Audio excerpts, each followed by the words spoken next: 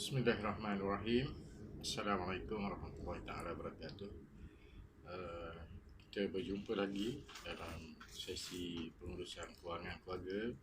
Untuk kali ini dah merujuk pada fasa 3, iaitu pengagihan pendapatan bulanan.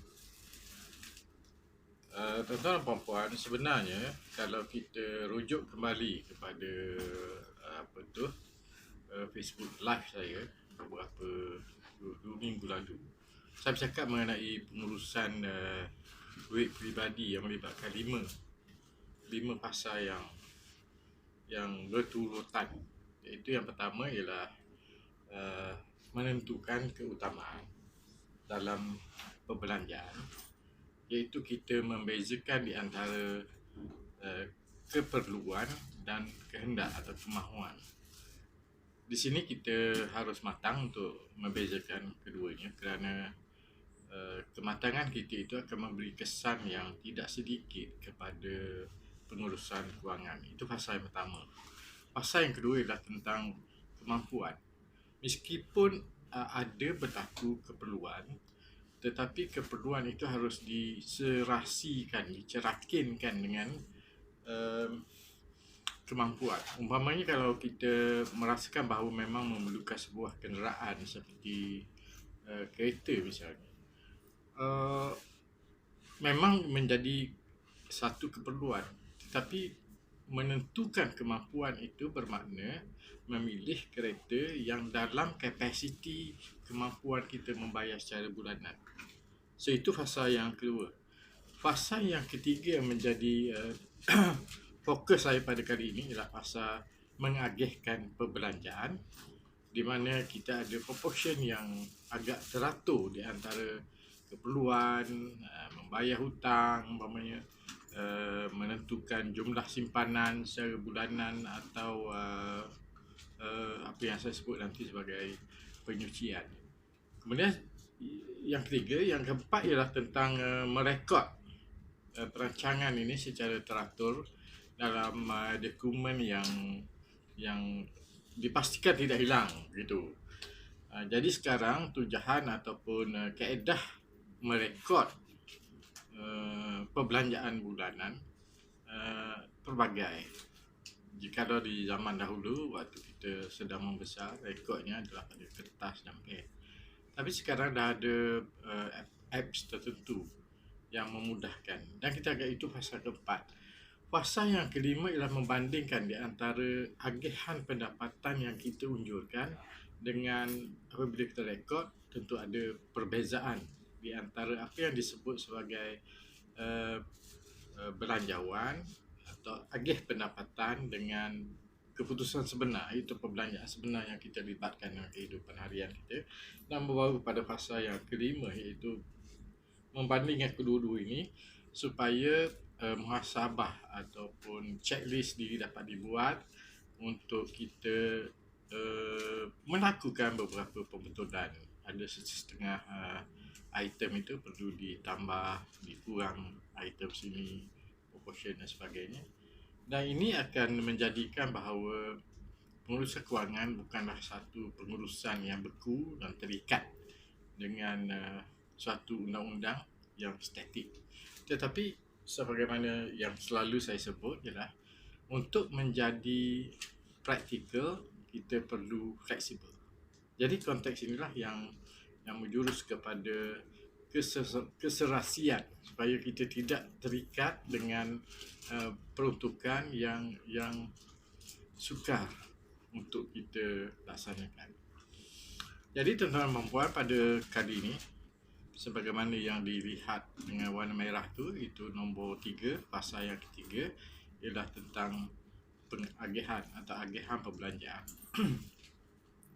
Saya mulakan sebagai suatu dasar, iaitu terdapat 4 item yang agak normal, yang agak biasa, yang agak lazim digunakan oleh kita semua. Tetapi mendasari ini ialah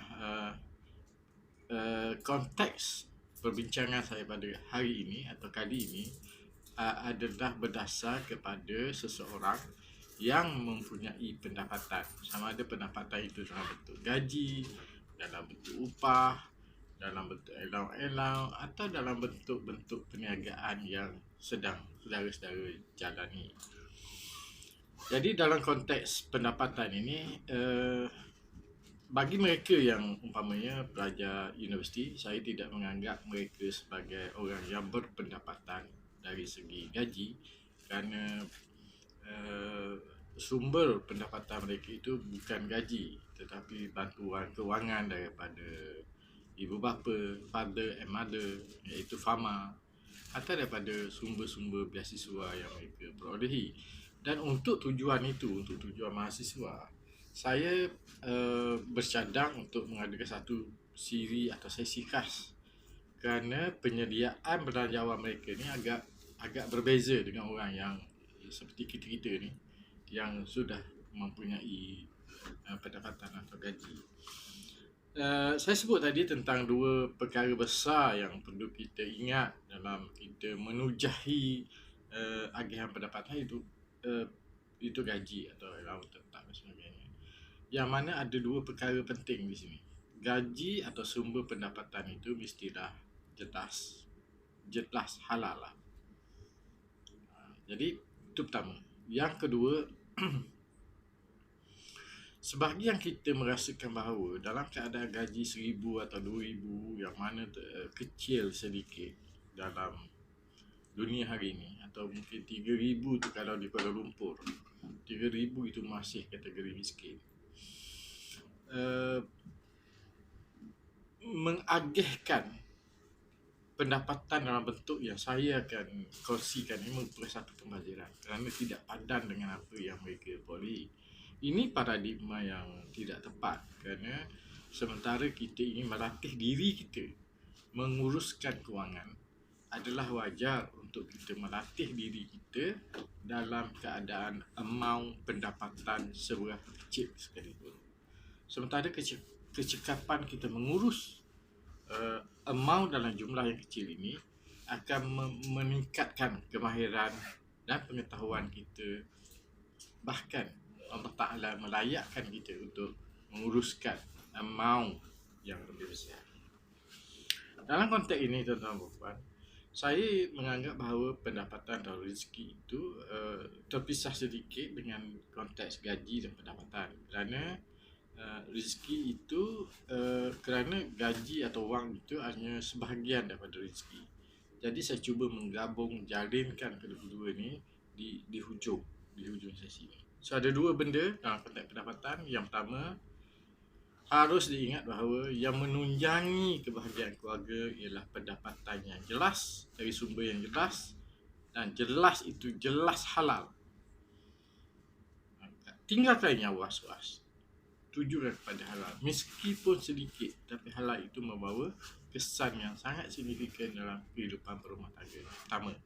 Yang kedua, tak kira berapa kecil pun pendapatan atau jumlah bulanan yang kita dapat sekarang, tetapi latihlah diri kita untuk lebih bersedia, mempersiapkan diri kita untuk satu ketika kita mampu menguruskan amount yang lebih besar, insyaAllah. Itu yang menjadi tulang belakang kepada agihan pendapatan ialah pendapatan itu sendiri.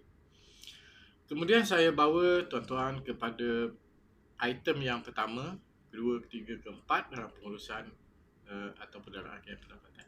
Yang pertama, saya lebih suka menyebut, yang pertama itu adalah simpanan.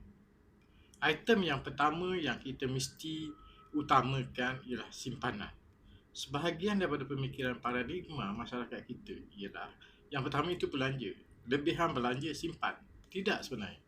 Sebenarnya adalah lebih fokus, lebih konsisten dan lebih mendasari kemungkinan kepada kejayaan masa hadapan ialah kita allocate, kita peruntukkan seberapa peratus untuk simpanan. Lebih daripada simpanan ni barulah kita tujahkan untuk perbelanjaan. Tuan-tuan dan puan, fokus utama simpanan dalam konteks ini ialah mewujudkan satu dana kecemasan di saat kita berlaku malapetaka ataupun keadaan yang tidak kita inginkan atau yang sentiasa kita tak jangkakan umpamanya ada musakah ataupun keuzuran di kalangan ahli keluarga, atau kereta rosak tepi jalan, atau sakit anak-anak di tengah malam, dan lain-lain kemungkinan yang mungkin terjadi dalam keadaan kita secara normalnya tidak bersedia. Simpanan ini memperuntukkan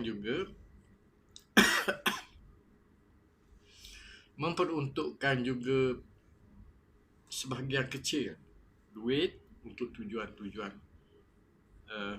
kenyamasan. Ada juga ketika di mana simpanan ini kalau disimpan di bawah bantal umpamanya tidak mendatangkan apa-apa manfaat kecuali duit yang nilainya sentiasa menyusut setiap hari. Tapi nanti saya kemukakan juga cadangan-cadangan bagaimana duit ini boleh disimpan di tempat yang selamat dan dalam masa yang sama boleh juga mendatangkan keuntungan. Yang pertama ialah simpanan. Yang kedua ialah belanja. So, sebagaimana yang saya sebut, iaitu belanja merupakan item selepas kita memperuntukkan sejumlah wang atau peratusan tertentu untuk simpanan. Di peringkat belanja ini, kita harus mahir dan honest, jujur pada diri kita untuk menyatakan bahawa keperluan sentiasa kita bandingkan dengan kemahuan. Jadi apabila kita sudah mengenepikan kemahuan yang keterlaluan, kita boleh senang hati menyenaraikan keutamaan-keutamaan dalam keperluan. Kita juga harus boleh membezakan di antara belanja yang tetap secara bulanan atau belanja yang tidak tetap, belanja yang boleh ubah, belanja yang berubah. Belanja tetap umpamanya sama ada kita bekerja atau tidak, kita harus libatkan, kita harus bayar. Umpamanya kalau kita dah ada kereta kan, kita terpaksa bayar bulanan katakan saja 400 bulan, sama ada kita kerja atau tak kerja, sama ada kita guna kereta tu atau kita tak guna kereta tu pada hari-hari tertentu, ansuran bulanan tetap harus dibayar. So item seumpama ini, contoh kereta tadi, bukan contoh belanja tetap bulanan. Tetapi bagi perbelanjaan yang boleh ubah, makan minum kita, hari-hari tertentu kita agak mewah sikit, hari-hari lain agak agak sempit sedikit. Ini belanja yang boleh ubah ikut flexibility kita lah. Jadi kalau kita hari minggu di rumah umpamanya, perbelanjaan yang melibatkan makan di kedai tak terlibat lagi, jadi agaknya lebih jimat gitu. So antara keperluan ini yang boleh kita atur dan susun semula, yang membantu kita sebahagiannya mengurangkan kos perbelanjaan harian. So dengan bantuan sedemikian, dengan keupayaan kita untuk meneliti itu, kita sebenarnya boleh menyangka bajet kita sendiri atau sebahagiannya boleh kita kata mengawal perbelanjaan. Yang ketiga, tuan-tuan dan puan, ialah item perlindungan atau pelaburan. Saya letakkan ini sebagai satu item. Sebahagian daripada kita meletakkan perlindungan satu item dan pelaburan satu item. Tetapi saya lebih suka meletakkan bahawa perlindungan dan pelaburan sebagai satu item, di mana dalam konteks ini perlindungan umpamanya tujuannya untuk memungkinkan kita terjamin apabila ada masalah tertentu. Umpamanya kalau item perlindungan yang paling biasa ialah insurans. Insurans pula sama ada insurans am atau insurans khas. Bagi insurans am, umpamanya kalau kita beli kereta, duit kereta insurans itu sudah dimasukkan sebagai sebahagian daripada kos kereta tersebut. Samalah dengan rumah. Apabila kita beli rumah, insurans rumah memungkinkan kita bersedia atau dijamin dari segi ganti rugi jika ada apa-apa berlaku pada rumah kita. Bagi insurans diri umpamanya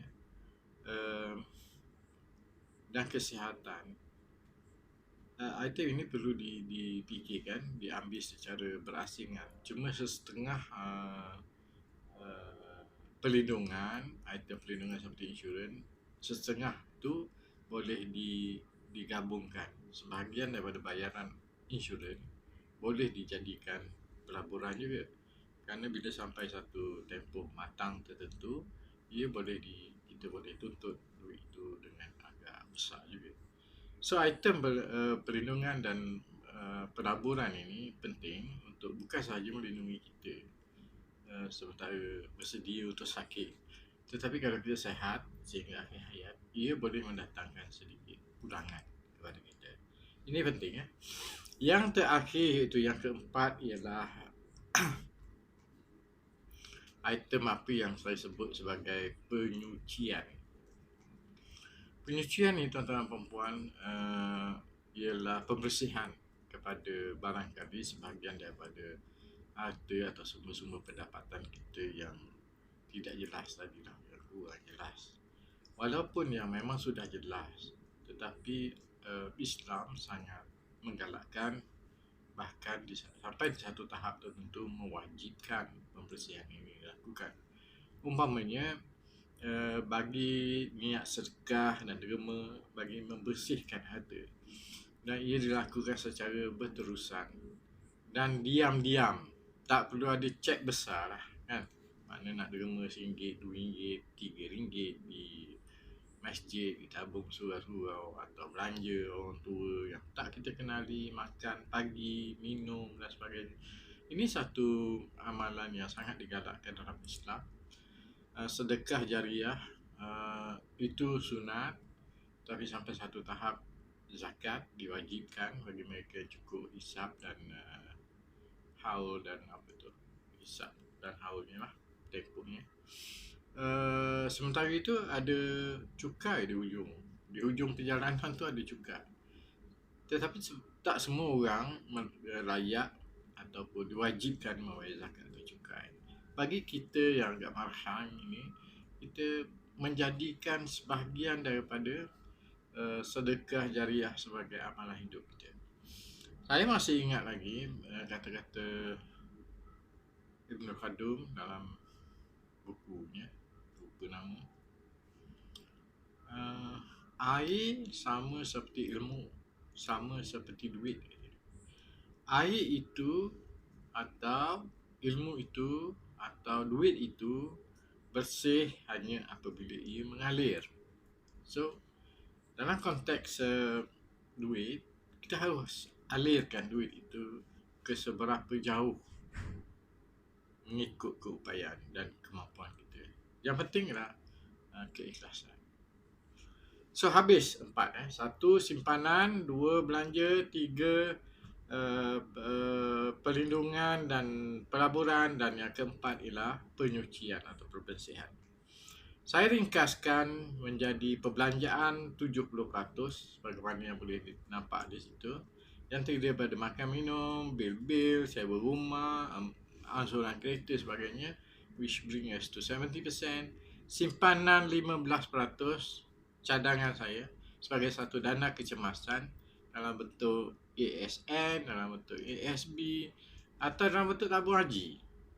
Boleh simpan, boleh ambil.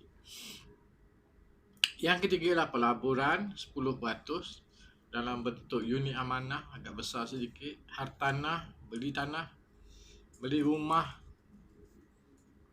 kecil-kecil je, potong bulanan 100-100.5. Koperasi atau sekarang rancak dengan emas, emas pun nilai yang hampir mustahil turun. Paling ekonomi tak bagus, tak naik je, dia stick tu. Yang lain ialah penyucian 5%, sedekah, zakat dan cukai. So ini adalah ringkasan perbincangan kita. 70% perbelanjaan, 15% simpanan, 10% pelaburan atau perlindungan, dan 5% penyucian. Ada setengah orang lebih selesa dengan portion berbeza, iaitu keperluan 60%, simpanan 20% dan hutang 20%. Yang lain adalah another model yang selalu digunakan oleh masyarakat Cina terutamanya ialah hukum 1/3. Setiap satu item ditarik 1/3. Hutang 33%, 1/3, keperluan 1/3 dan simpanan perabot 1/3. So, saya fikir itu dulu untuk kali ini. Saya telah kemukakan apa yang saya fikir benar dan bagus. Kita di masa akan datang saya akan cuba untuk membantu berkongsi pengalaman saya tentang merekod perbelanjaan menggunakan apps tertentu, Excel ataupun sekarang dekat handphone pun dah banyak ada. Cuma sebahagian daripada kita tu gagal untuk menguasai entry-nya. Jadi tanpa perekodan, maknanya perancangan kita duduk dalam kepala kita je, tak membantu kita untuk menganalisa perbezaan nanti. So tuan-tuan dan puan-puan, saya berhenti di sini dulu untuk kali ini. Terima kasih kerana mendengar. Kalau ia bermanfaat, tolong subscribe, share dan like. Terima kasih. Assalamualaikum warahmatullahi wabarakatuh.